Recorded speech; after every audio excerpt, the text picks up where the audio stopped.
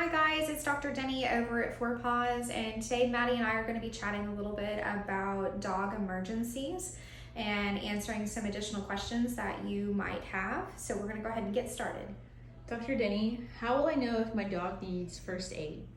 So you're going to know because you're looking at them. So if we notice that there is a problem, like are we bleeding, are we limping, do we have an obvious cut?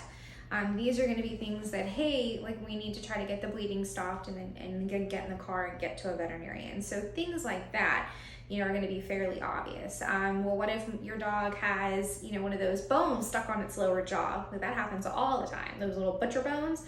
That's going to be, he's going to be in need of first aid because we have to get the bone off. So that's going to be, come into a veterinarian's office so we can get that taken care of.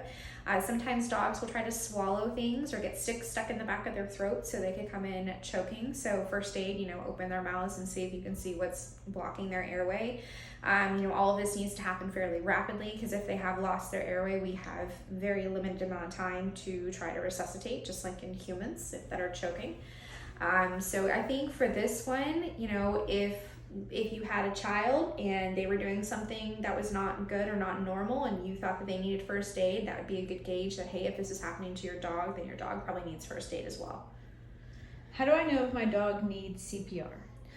So I think that this one is going to be a little harder because by the time, a patient needs CPR, if their heart has stopped or if we're in full respiratory arrest and we're not breathing, there's not going to be a ton that you can do at home.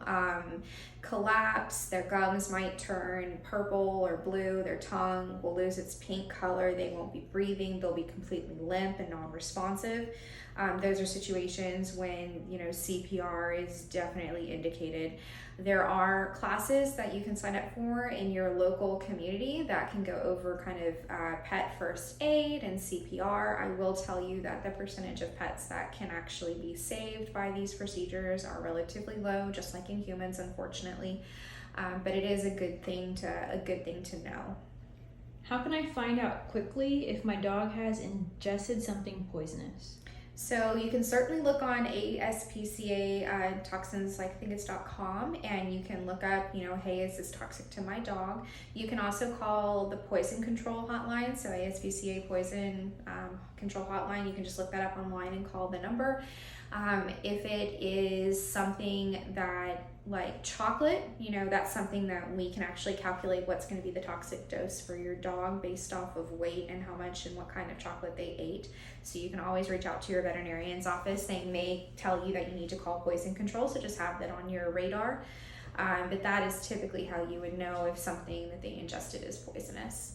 All right, guys, I hope this helped clear up any questions that you might have about dog emergencies and dog first aid. And if you have further questions or if you do think that your pet is experiencing a medical emergency, please, if it's during business hours, please give us a call or you can call the veterinary emergency group. Thank you so much.